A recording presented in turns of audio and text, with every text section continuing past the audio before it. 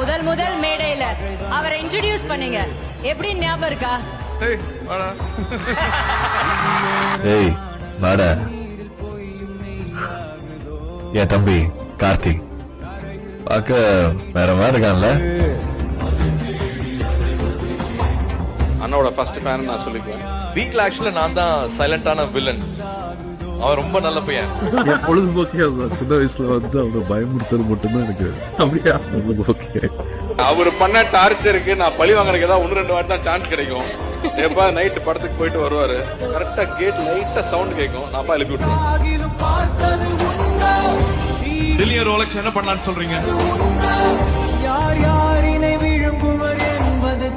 எனக்கு படங்கள் பார்க்கும்போது வந்து கமல் சார் படங்கள் இன்னும் அதிகமான ஈர்ப்பு. இவர் அப்பவே Rajini sir, my name is Billa